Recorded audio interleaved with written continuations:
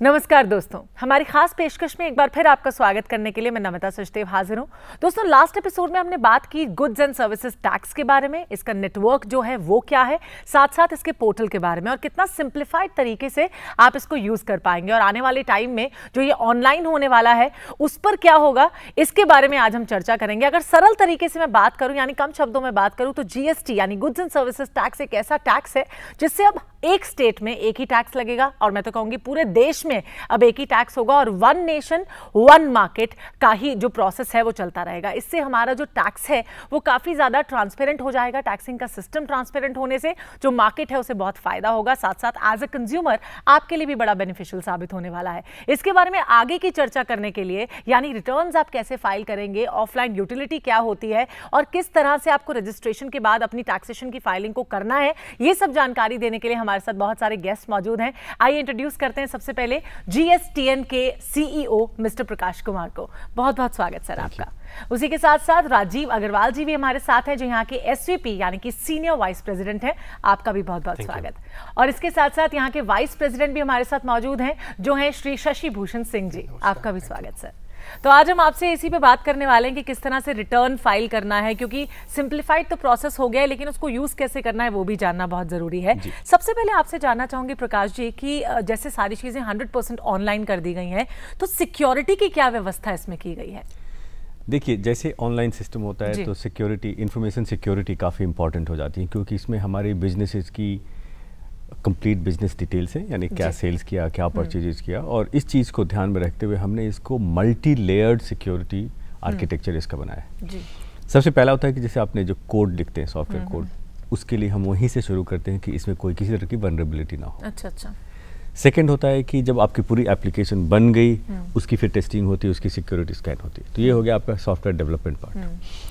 Next आता है कि इसमें एक्सेस कौन करेगा, कैसे करेगा। तो रोल बेस्ड एक्सेस है, जैसे किसी का डेटा है तो वो टैक्स पेयर देख सकता है या वो टैक्स ऑफिसर देख सकता है।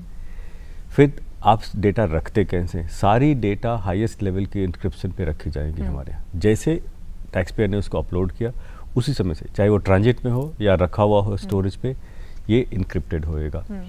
इसके बाद फिर हमारी फायरवॉल होती हैं और दूसरी इक्विपमेंट्स हैं जो कि मैनेज करती हैं कि किस तरह की हमारे पास फ्लो आ रही है, कहाँ से आ रही है, किस ये है। तो इंफ्रास्ट्रक्चर की हो गई, सॉफ्टवेयर कोड्स की हो गई, और जहाँ सर्वर्स रखे हैं उनकी भी फिजिकल सिक्योरिटी बड़ी इंपॉर्टेंट होती है। सीसीटीवी लगे हैं, कौन जा सकता है, कौन आ सकता है, इस तरह की। तो multi layered, multi tiered security system है और बेस्ट इन क्लास सिक्योरिटी हमने इसमें लगाया है। चलिए, बड़ी अच्छी बात है। और इसके साथ ही अगर मैं रजिस्ट्रेशन की बात करती हूँ तो कितनी तरह के होंगे रजिस्ट्रेशन, आपसे जानना चाहूंगी शशि जी।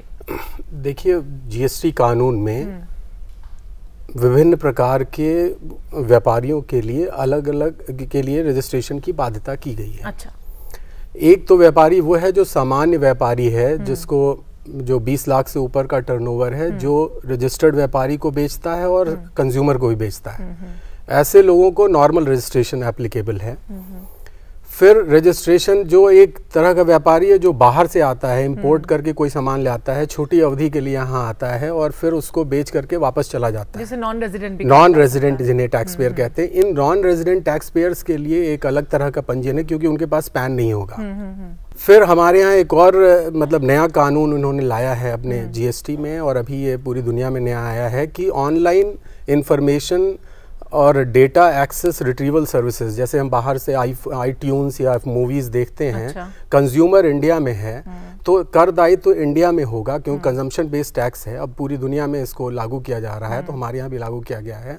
तो इस पर वो जो बाहर वाली वेबसाइट्स हैं वो यहाँ है नहीं। अच्छा। तो उन पर ये बाध्यता की गई है कि ये जब अनरजिस्टर्ड लोगों को सप्लाई करेंगे, कंज्यूमर्स को, रेजिडेंट्स को, तो इन्हें यहाँ अपना एक रिप्रेजेंटेटिव नियुक्त करना पड़ेगा और उसको जो है रजिस्ट्रेशन लेकर के यहाँ एक सिंप्लीफाइड रिटर्न फाइल करना पड़ेगा। अच्छा। इसके अतिरिक्त रेवेन्यू की सुरक्षा के लिए दो तरीके के लोगों को और टैक्स जमा करने का, टैक्स काट के जमा करने का प्राविधान है कि जो उन्हें सप्लाई करेंगे उन पर वो टीडीएस काटेंगे। कुछ बड़े ठेकों में ये व्यवस्था होनी है तो उनको रजिस्ट्रेशन लेना है, ज़्यादातर सरकारी विभाग इसमें आएंगे। और फिर ई कॉमर्स कंपनीज़ को भी, चूँकि पाया गया कि बहुत से लोग इनके थ्रू बिना रजिस्टर्ड भी सेल कर देते हैं, तो इनको भी एक बाध्यता की गई है कि ये जो भी इनके थ्रू अगर दूसरे व्यापारी ई कॉमर्स साइट के थ्रू बेचते हैं तो इन्हें TCS काटना होगा।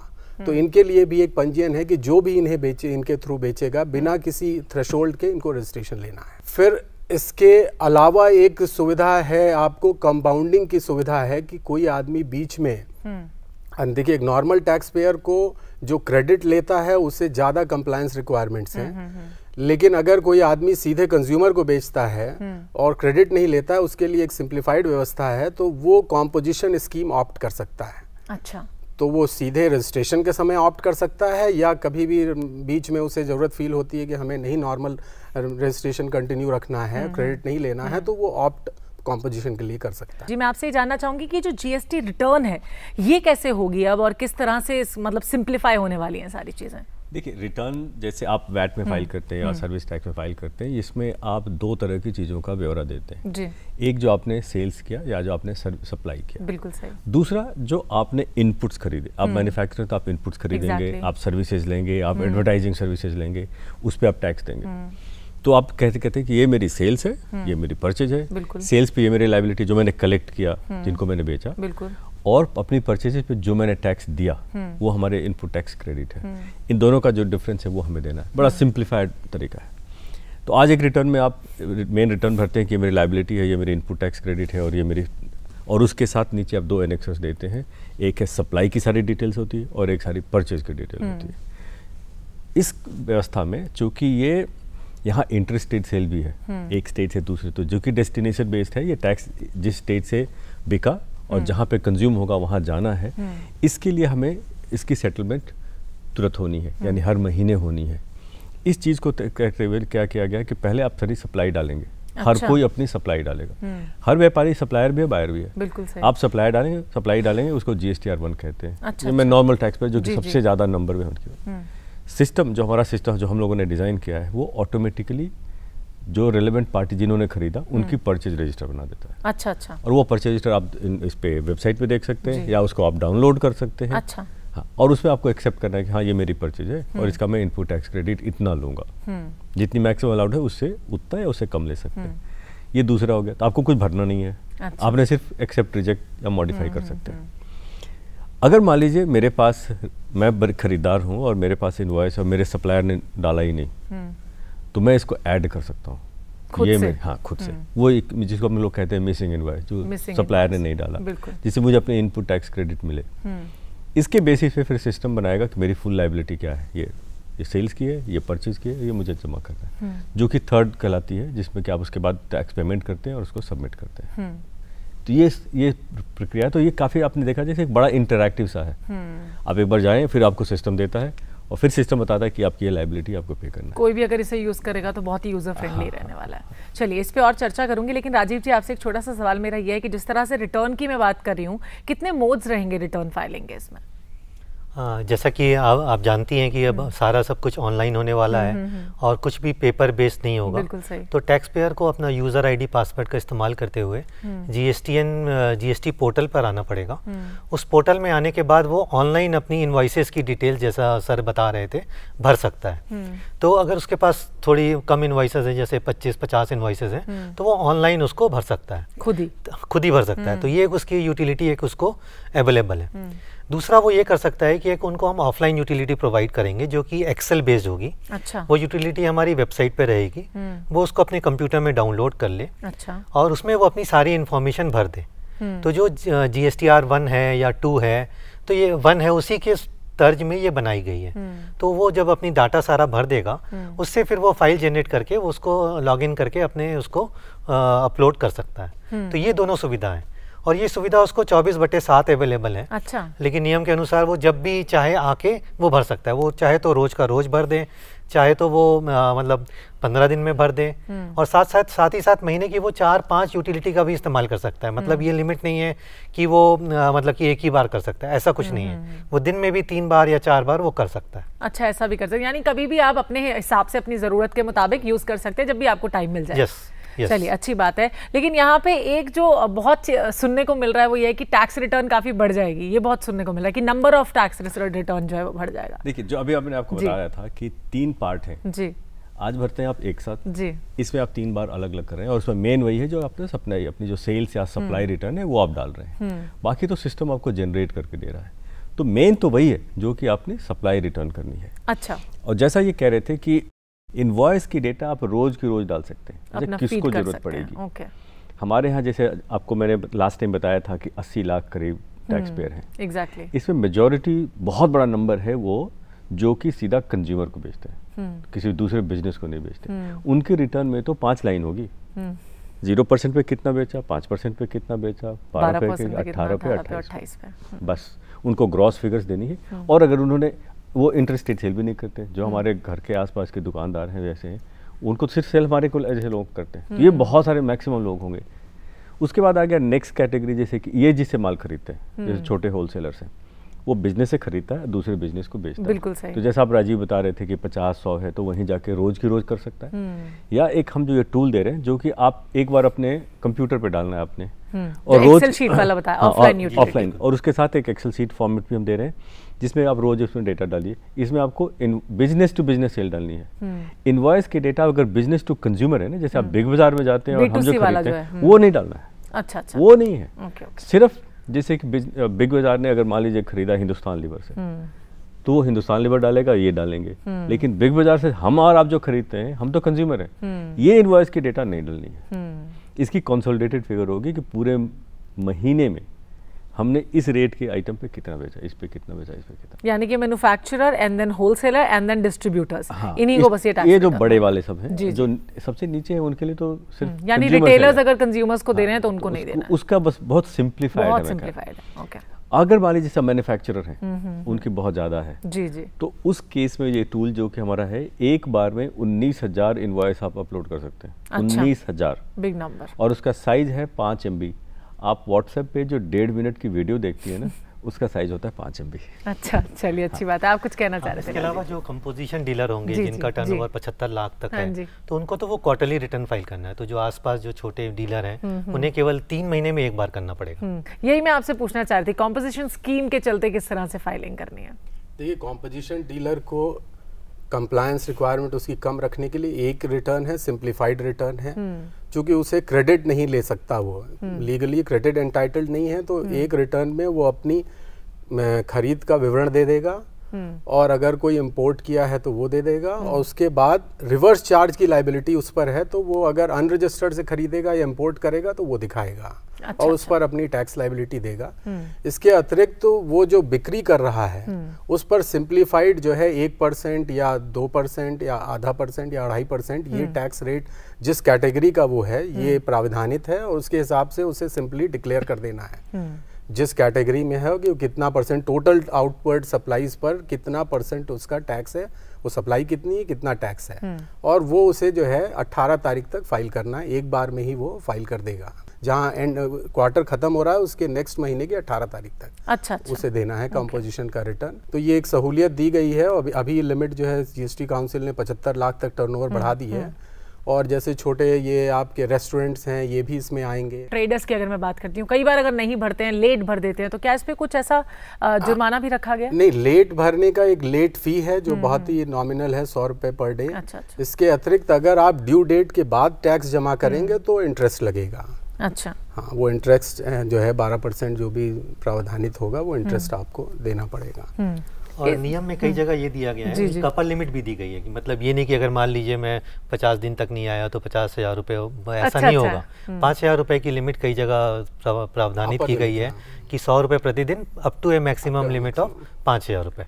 अच्छा, मैक्सिमम लिमिट 5,000 रखी गई है। जी, इस तरह के भी प्रावधान दिए गए हैं जो कि समय और सर्कमस्टांसेस के अनुसार लगेंगे। चलिए, आपने जैसे हम अभी बात कर रहे हैं कि सब चीज़ें ऑनलाइन होने वाली हैं, तो ऑनलाइन आपको लगता है कि सब लोग यूज़ कर पाएंगे? अगर मैं रूरल इंडिया की बात करूं, उनको तो ये भी नहीं पता कि इंटरनेट यूज़ कैसे करना है, उनके लिए क्या रखा गया है? देखिए, ये आर्गुमेंट बार बार लाया जाता है। इसकी दो पहली चीज़ें देखनी है। एक तो 20 लाख का टर्नओवर, उसके नीचे आते हैं तो हमारे जितने आज के दिन भी मैक्सिमम हमारे टैक्स पेयर्स अर्बन या सेमी अर्बन में। पहला तो ये। दूसरा कि आज इंटरनेट काफ़ी जगह पहुँच गया है, बहुत जगह। और तीसरी चीज़ मैंने आपको बताया कि अगर 19,000 इनवॉइस है जो कि गांव के आदमी के पास कभी नहीं हो सकती, ये बिजनेस टू बिजनेस है, तो भी उसको 1.5 मिनट की व्हाट्सएप, और आज गांव-गांव में व्हाट्सएप लोग यूज़ करते हैं, तो एक मैंने सवाल बताया, ये है कि उसको हमेशा कनेक्टेड होने की जरूरत नहीं है। अच्छा, इसके के लिए हम लोगों ने ये ऑफलाइन टूल बनाया है। अच्छा। कि आप अपना रोज के उसमें डालते रहिए और एक बार फाइल बना लिया, जब आपको कनेक्टिविटी मिले आप उसको अपलोड कर दीजिए। या अगर मान लीजिए नहीं भी मिले तो आप नज़दीक में कहीं भेज करके उसको करा सकते हैं। बट लिटरेसी की भी तो बहुत ज़रूरत है ना इसके लिए। इनफैक्ट अगर एक्सेल भी मैं बात करूं यूज़ करने के लिए, मुझे ये लगता है कि एज एन अगर लेमैन लैंग्वेज में बात करें तो वो ये ज़रूर समझना चाहेंगे कि एक्सेल शीट को समझने के लिए कुछ तो ऐसा होना चाहिए जो सरकार की तरफ से किया जाए, जिससे उन लोगों को एडुकेट किया जाए इसके लिए। इनफैक्ट ये डिमांड इंडस्ट्री से आई कि आप एक्सेल में बनाइए। कहते हैं कि हम इसमें रखते हैं। एक्सेल क्या एक स्प्रेडशीट है। हाँ, आपने जो कहा कि ऑटोमेट करना पड़ेगा, बिल्कुल, ये तो कुछ हद तक, और इसके लिए बहुत सारी कंपनियों ने नए नए प्रोडक्ट्स मार्केट में शुरू कर दिए हैं। अच्छा, हाँ, अभी जैसे आज के अखबार में है पॉइंट ऑफ सेल मशीन्स, जो अब दुकानों में होती है ना, POS मशीन्स भी, सिर्फ वो इनवॉइस नहीं देता, महीने के एंड में आपकी पूरी टैक्स रिटर्न बना देगा। अच्छा, हाँ।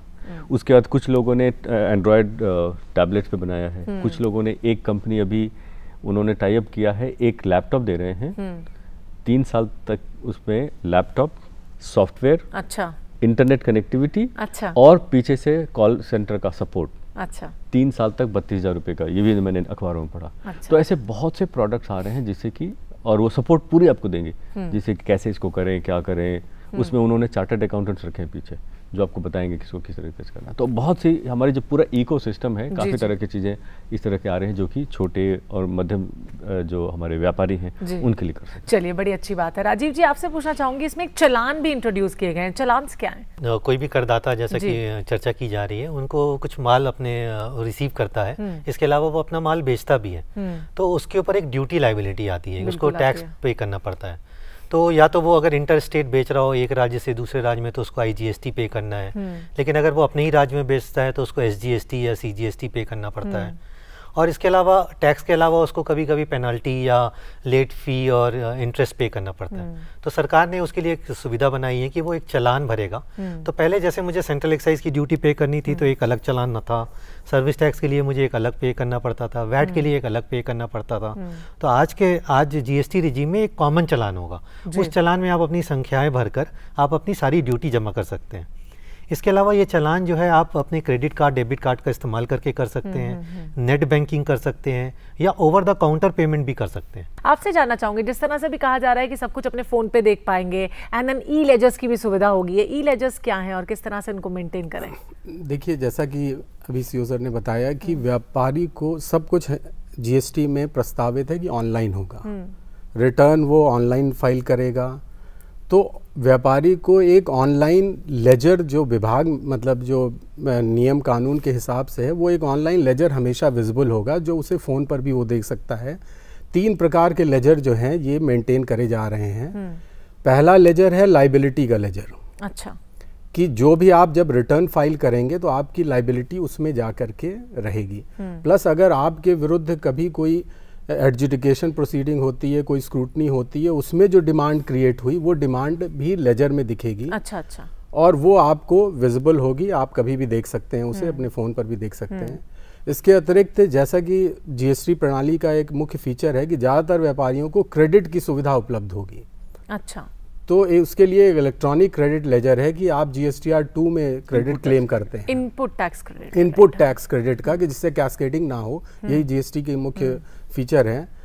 तो GSTR 2 उसके लिए हम फाइल करेंगे, दो रिटर्न है जिससे क्रेडिट मिलती है सामान्यतः, एक GSTR 2 है और GSTR 5 में उसको क्रेडिट मिलेगी जो बाहर वाला व्यापारी है इम्पोर्ट का लेकर के आएगा।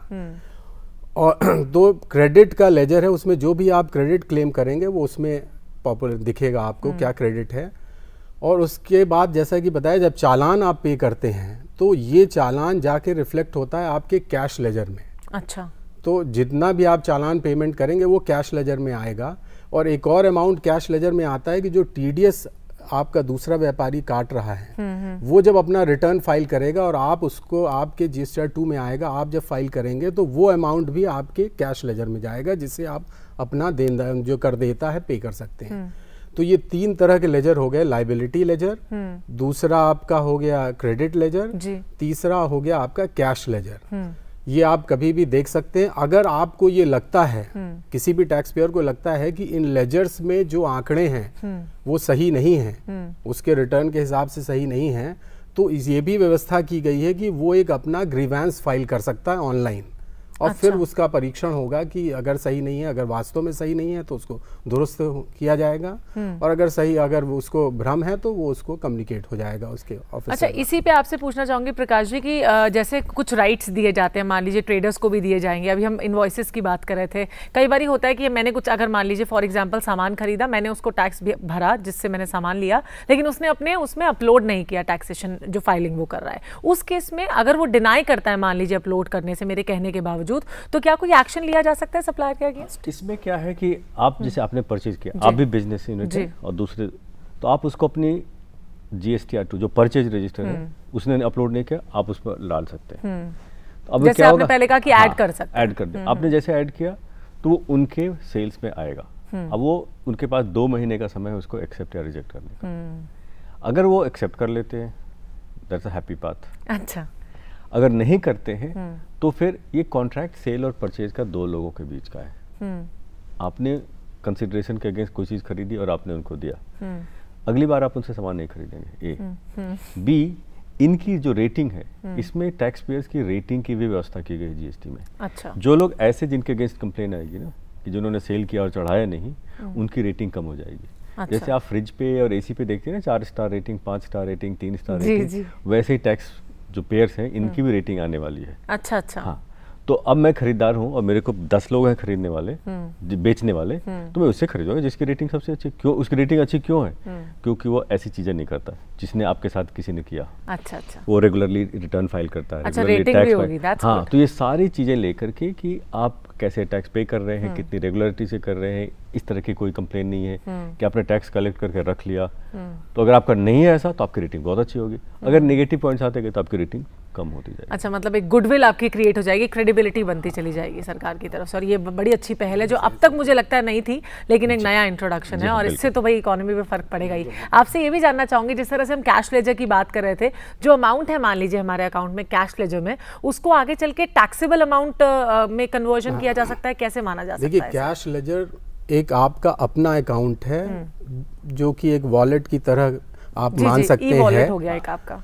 उस कैश लेजर में आपने जब आप चालान जमा करा तो अमाउंट चला जाता है। जब आपको अपना रिटर्न फाइल करना है, जब लाइबिलिटी दिखेगी तो आपको उसको लाइबिलिटी पे करना है फ्रॉम कैश लेजर, डेबिट करना है लाइबिलिटी लेजर को, कैश लेजर को भी डेबिट करेंगे जी। तब पेमेंट माना जाएगा कि आपने अपनी करदेयता का जो भी दायित्व था उसका पेमेंट कर लिया है।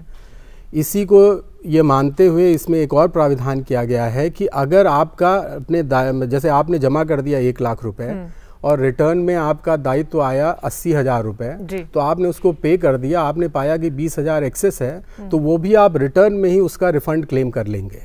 अच्छा, और वो आपको जो है रिफंड आपके अकाउंट में चला जाएगा। ये एक व्यवस्था दी गई कि गलती से अगर आपने एक्सेस जमा कर दिया तो आप रिफंड क्लेम कर लेंगे। चलिए, तो बड़ी अच्छी बात है कि रिफंड भी आप क्लेम कर सकते हैं। हाँ। अभी तक क्या होता था कि आप जब रिटर्न फाइल करते हैं ना, सारे वैट में या इवन सर्विस टैक्स में होता है, तो आप एक चालान उसके साथ लगाती हैं कि ये मेरी फाइनल लायबिलिटी इतनी है, उस चालान का नंबर इसमें डालते हैं।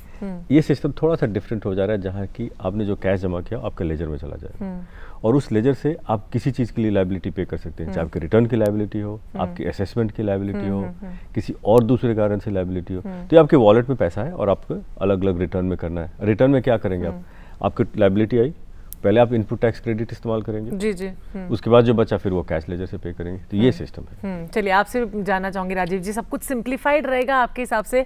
ये उतना यूजर फ्रेंडली होगा जितना कि आप लोग बता रहे हैं, आप लोग कह रहे हैं, या फिर थोड़ी से चैलेंजेस आ सकते हैं? एक अगर मैं कॉमन मैन के यूज की बात करती हूँ जी, जब भी नया सिस्टम आता है तो मतलब हमें थोड़ा मेहनत करनी पड़ती है। जैसे कि मोबाइल, हम नया मोबाइल लेते हैं, आजकल तो फीचर्स लगभग कॉमन है, तो हमें थोड़ा सा देखना पड़ता है, सीखना पड़ता है। लेकिन मुझे लगता है कि हमने बहुत सारी सुविधाएं टैक्स पेयर को दी हैं। जैसे कि हमने एक कंप्यूटर बेस्ड ट्यूटोरियल दिया है, अच्छा। जिसमें जाके वो सारी प्रक्रिया को देख सकता है। इसके अलावा हमने फ्रीक्वेंटली आस्क क्वेश्चंस दिए हैं ताकि अगर कोई क्वेश्चन सवाल आ रहा है आपके दिमाग में तो उसको भी वो पढ़ सकता है। अच्छा। इसके अलावा सिस्टम को कैसे यूज़ करना है इसका हमने यूज़र मैनुअल दिया हुआ है। तो ये सारी सुविधाएं हमने टैक्स पेयर को दी हैं ताकि वो इस पूरी प्रणाली को समझ सकें। इसके अलावा वो अपने कंप्यूटर में बैठ के कर सकता है, टैब का इस्तेमाल करके कर सकता है, हालांकि वो अपने मोबाइल में भी ये पूरे काम वो कर सकता है। तो ये सुविधाएं मुझे लगता है कि टैक्स पेयर को बहुत हेल्प करेंगे। और ये सब एनरोलमेंट, रजिस्ट्रेशन, रिटर्न, सब सारी सारी चीज़ों में ये सुविधाएं टैक्स पेयर को दी गई। जी, आप कुछ कहना चाह रहे हैं? मैं ये कहना चाहती, देखिए जैसे कह रहे थे कि कोई भी चेंज जो है ना हमेशा रेसिस्टेंस आती है, वो आता है, सीखना पड़ता है। जितनी इंटरफेसेस हमारे यूजर इंटरफेसेस, हमने खास करके यंग लोगों को बुला के अच्छा, जो इसको यूज करते हैं, चार्टर्ड अकाउंटेंट्स हैं, एडवोकेट्स हैं, उनको दिखाया, उनसे पूछा और उनकी बहुत सारी फीडबैक हमने ले करके कि कैसे हम इसको इम्प्रूव करें। लोगों ने कहा कि हमें फ़ोन पे चाहिए, लोगों ने कहा कि मुझे टैबलेट पे भी चाहिए, तो उन्होंने कहा ये सब चीज़ें दें जो कि जिससे कि आज का यूज़र मोबाइल है, कहीं भी जा रहा है तो उसको दिखाई देना चाहिए, उसको लेजर दिखाई देनी चाहिए, उसकी लायबिलिटी दिखाई देनी चाहिए। बहुत वक्त तो नहीं बचा है, लेकिन फिर भी शशि जी आपसे पूछ लेती हूँ कि अब वो जो सीएज वाला वो था कि आपको फ़ोन करके पहले उन्हें कहना पड़ता था, अपने सारे इनवॉइस उनको फॉरवर्ड करने पड़ते थे, फिर वो आपकी रिटर्न भरते थे। अब आपके मुताबिक ये सब कुछ एक कॉमन मैन कर पाएगा या फिर एक ट्रेडर अगर खुद करना चाहे तो कर सकता है? देखिए, हम लोग तो फैसिलिटेट कर रहे हैं कि हम मोबाइल में भी फैसिलिटेशन होगा, प्लस हमारी साइट भी रिस्पॉन्सिव है कि आप, प्लस ऑफलाइन टूल हम दे रहे हैं जो एक्सेल में सिंपली वो एंटर करके अपलोड कर सकता है कि एक सामान्य ट्रेडर भी अपने इनवॉइसेस अपलोड कर सकता है। हाँ, ये ज़रूर है कि आदमी कंसल्टेंट या एक्सपर्ट से राय लेता है कि हम जो कर रहे हैं कि सही नहीं है, क्योंकि टैक्सेशन का मामला है और उसमें टैक्स लायबिलिटी का मामला है, तो लोग कंसल्टेंट तो रखेंगे ही रखेंगे, लेकिन वो एम्पावर हो गए हैं कि वो खुद भी कर सकते हैं। जी, छोटा सा सवाल ब्रीफली आपसे करना चाहूंगी। कंज्यूमर के लिए बेनिफिट्स हमने जान लिए सर, लेकिन यहाँ पे अगर मैं ट्रेडर की बात करूँ उसके लिए क्या बेनिफिट होगा जीएसटी का? ट्रेडर का बहुत बड़ा बेनिफिट है कि अभी जैसे आप मान लीजिए आप मैन्युफैक्चरर हैं, अब आपने इनपुट खरीदे, वैट के लिए अलग खरीदा, सर्विसेज खरीद ली, तो इनपुट का आपको सेंट्रल एक्साइज भी मिलेगा, लेकिन वो टैक्स फिर लग गया, ऐड हो गया, वो अब आपको वैट में उसकी इनपुट टैक्स क्रेडिट नहीं मिलेगी। सर्विसेज में आपने जो ली, अगर आप सर्विस प्रोवाइड करते हो तो उसकी मिलती है, लेकिन अगर सिर्फ आप मैन्युफैक्चर का गुड्स बेच रहे हैं तो आपको नहीं मिलेगी। डाउन द लाइन आए, आप एक सपोज करें आप एक कंसल्टेंट हैं, आपने बहुत सारी चीज़ें, ऑफिस इक्विपमेंट ली, ये लिया वो लिया, और आप सर्विसेज देते हैं, तो उसमें क्या चीज़ें, किस पे इनपुट टैक्स क्रेडिट मिल सकती है, नहीं मिल सकती है, आजकल काफ़ी सारे रेस्ट्रिक्शंस हैं। इसमें क्या क्या, चाहे आप गुड्स बेचें चाहे सर्विसेज दें, जितनी इनपुट्स आपने ली सब पे आपको इनपुट टैक्स क्रेडिट। साथ साथ सरकार और इकोनॉमी के लिए क्या फायदे होंगे, ये आप बताइए सर। सरकार क्या चाहती है? सरकार ये चाहती है कि बिजनेस ग्रो करें और सरकार के टैक्सेस भी ग्रो करें। तो जिस कंप्लायंस की मैकेनिज्म की बात हम लोग जीएसटी नेटवर्क के थ्रू कर रहे हैं, तो जैसे ही कंप्लायंस बढ़ेगा टैक्सेस भी बढ़ेंगे और सरकार का भी फायदा होगा, ट्रेडर को तो होगा ही। हाँ बिल्कुल सही। इकोनॉमी की बात करें तो सर? इकोनॉमी तो जैसे कि लास्ट एपिसोड में हम बता रहे थे कि इस तरह की जो इश्यूज हैं, ये जब कट होती हैं, टैक्स ऑन टैक्स कम होता है, तो उसे एक्सपर्ट मिलता है। कई सारे इकोनॉमिस्ट ने इसकी एस्टिमेशन की है कि जीडीपी ग्रोथ 1.2 से 2% तक होगी। जो आज का हमारा मुद्दा था पूरी तरह से लोगों को समझाने का कि किस तरह से जीएसटी के आने से सारी चीजें सिंप्लीफाइड होने वाली हैं, यूजर फ्रेंडली बहुत होगा, तो आप इसका इस्तेमाल अच्छे से कर पाएंगे। आप सबने इतनी सारी जानकारी हमारे साथ शेयर की, इसके लिए बहुत बहुत धन्यवाद करना चाहूंगी। आज हमने बात की कि किस तरह से जब गुड्स एंड सर्विसेज टैक्स आ जाएगा तो कैसे वन नेशन और वन मार्केट होगी, यानी कि पूरे देश में एक सिंगल मार्केट प्रिवेल होगी और आपको जो बहुत सारे टैक्सेस देने पड़ते हैं ना, उससे भी आप बच जाएंगे। एज अ कंज्यूमर भी आपको फायदा होगा, एज अ ट्रेडर भी आपके लिए बेनिफिशियल साबित होने वाला है। सरकार और इकोनॉमी को कैसे फायदा होने वाला है ये भी आपने जाना। तो आज के लिए बस इतना ही, दीजिए इजाजत। एक बार फिर से एक और खास विषय पर चर्चा करने के लिए आपके सामने हाजिर होंगे, तब तक के लिए नमस्कार।